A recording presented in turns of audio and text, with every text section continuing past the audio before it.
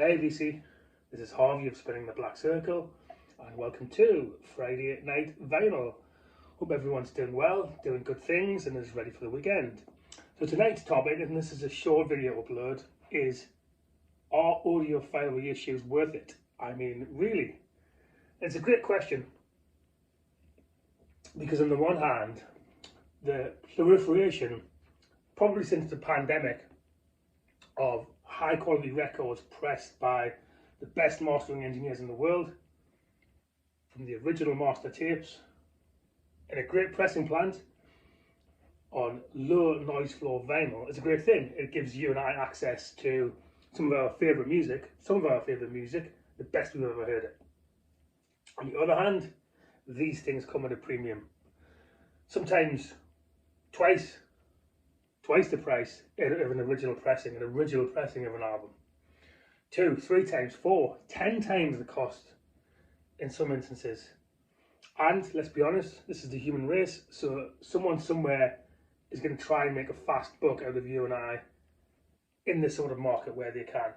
So how to be discerning then? Because on the one hand, you could go the whole hog. You could go the route of a Michael 45 RPM, his channel, and focus almost exclusively on audiophile vinyl. There are some posts from Michael 45 RPM that focus on original pressing, but predominantly that's the audiophile video channel about that topic, about that habit, that willingness to essentially focus a record collection on audiophile reissues. Steve Westman, similarly, 90% of that channel, what he's talking about, what that round table is talking about is audiophile vinyl. Again, sometimes they go into the topic of great original pressings and other things, but predominantly that's what it is. Or do you say, actually, I'm not having any of this? And if you look at University of Vinyl, a chap who runs that, he's much more down the original pressing route. How can I get great pressings, first pressings? I would sound amazing. And that's where his focus is, with a smattering of audiophile releases. So what's to do then? It's difficult, and I've got 3 or 4 examples. So take one of my favourite rock albums, what many people's favourite rock albums, and an over-discussed act by any measure, Steely Dan. And this UK original pressing that I've been happy with for, how long have I owned this? 12 years. When I started repurchasing vinyl, I got myself a second-hand copy of Asia. I think it's an original UK pressing. It was about £7, and it sounds great, right? It's a Steely Dan LP. It's well mastered. It's difficult to find the bad pressing of a Steely Dan album, especially this late 70s, 1977 era. So well produced. They'll have been careful about MCA about how they press these things, and it sounds great. And it's mastered by Tim Young too. He was a noted mastering engineer in the 70s, Tim Young. So it sounds absolutely amazing. I'd want for nothing more for 10 years listening to this. But then I was seduced. I was seduced into buying the only UHQR LP that I currently own. And it is Steely Dan's Asia. 200 English pounds, right? Well over 20 times the cost of what I paid for this. Does this sound demonstrably better than this? Yes, it does. Yes, it does. Everybody who comes to my house, comes to the man cave, and we spin a record and I've played them this, have said, wow, that sounds absolutely fantastic. It spins at 45 RPM, which means you have to get up 3 times after your first spin of the first side. The packaging is supreme. Yes, the noise floor is non-existent. It's a super high quality vinyl. It's incredibly well pressed by Chad Kassim's team. It's Acoustic Sounds, Analog Productions. How many times have I played this? The answer is twice all the way through, and snippets of it. Now why is that? So did this demonstrably change my view of Steely Dan Asia? What did I hear? I am impressed by the dynamism, the sound of Steve Gadd's drums, the things the nuances that I didn't quite pick up on playing this pressing. But can I say that it was a game-changing experience listening to Steely Dan's Asia from that original pressing. Now, I probably have only played this 2 and a bit times because I'm so familiar with this album. I've played it so many times. I don't regularly need to play Steely Dan's Asia. I know it. I could hum every note of it all the way through, probably. But the point is, it didn't from a value for money perspective, elicit me in playing Steely Dan's Asia over and over again.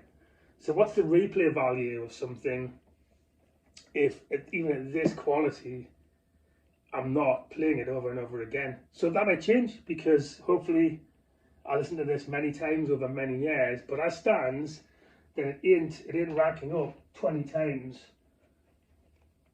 the value for money of that original pressing. If I was going to advise somebody who's on a budget, look for an MCA Rainbow label UK, or better still a US pressing of this, which are meant to be excellent for a fraction of the cost. But at the same time, this sounds great. So if you're a multi-millionaire, then get yourself this.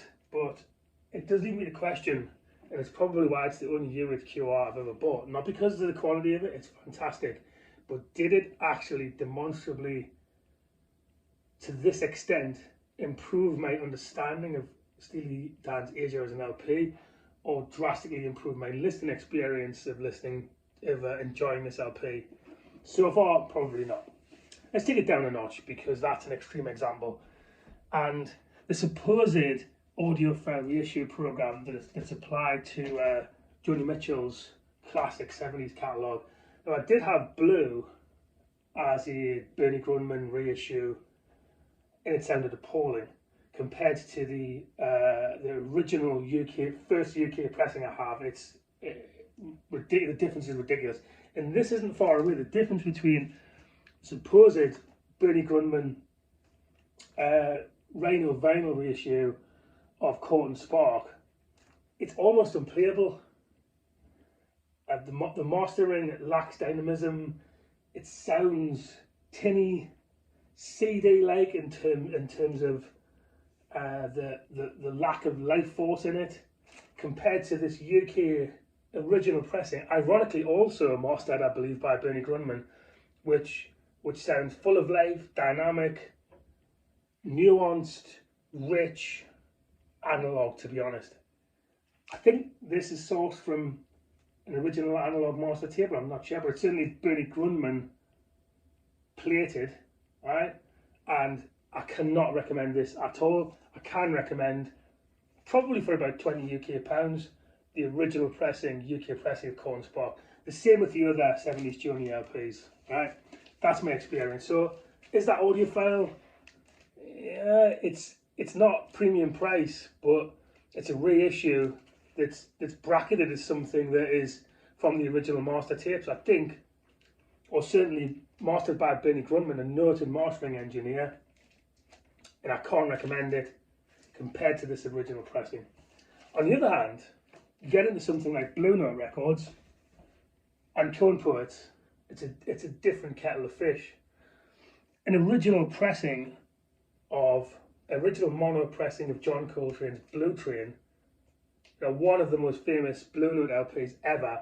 One of them went for an auction for something crazy last year, like $10,000 or something like that for an original pressing. But even a late 50s, early 60s reissue, this is 1958 LP by the way, of John Coltrane's sole LP for Blue Note Records, I think they're generally many hundreds of pounds, certainly many hundreds of pounds if you were going to buy a VG Plus or near mint of this LP.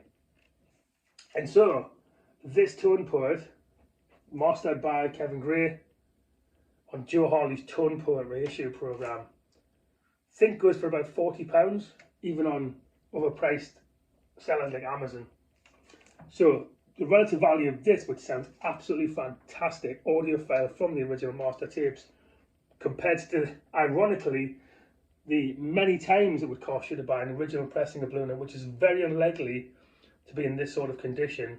It's a completely end of the spectrum. So that's what I mean about being discerning, very discerning about your purchases. One more example which takes it down a notch again, down from audiophile, just to the question of reissues, in where using Discog reviews, using online reviews, Steve Hoffman forum, you've got to be, in my view, discerning about what you're buying, because the big problem beneath that market in the reissue market, going beneath audiophile, is the propensity to use poor quality, digitized, digital source master tapes for mainstream major label albums. One of the worst I've heard was the reissue of Fugazi by Marillion.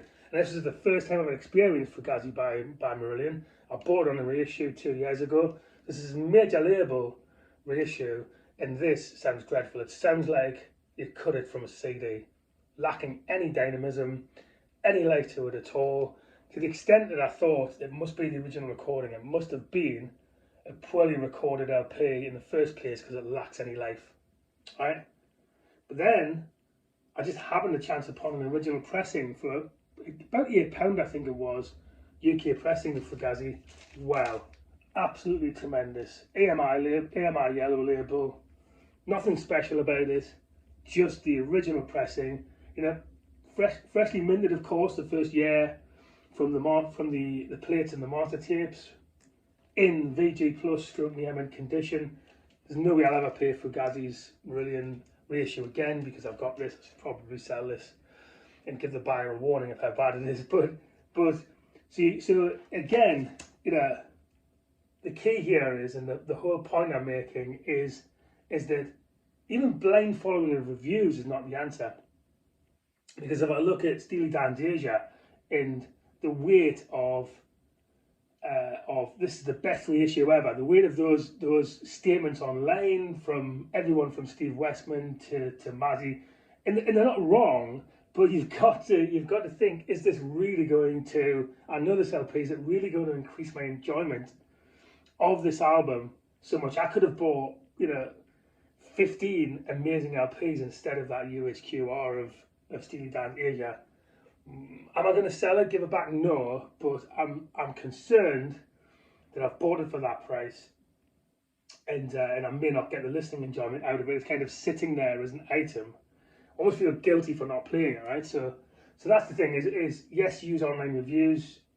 Those YouTube channels that are audiophile fixated, entertaining, and yes, you could find a gem on there. I've many gems that from Steve Westman's shows, or from Michael 45 RPM. You know, they're great to watch, but blindly buying, to my mind, blindly buying those reissues on these wow factors, especially how Michael 45 RPM puts it, everything that he talks about is, wow, this is the best thing ever. I think you just got to be a bit more careful in that, unless what you're in this for is your equipment and that audiophile experience, and that's fine. If that's your bag, then great. But if you're a music fan first, then I think the discerning point, the just being careful comes into it. So fine for multi-millionaire record buyers who don't care and have any amount of money. Fine for audiophiles who are really in it. You know, like those people who put massive spoilers on the back of the cars. You know, they're in it for the equipment and how the music, how the pressing makes their equipment sound, and how good can it sound, how impressive can it sound. But for music fans, I think the discerning route is the place to go. So a mix of original pressings. Which is the best pressing?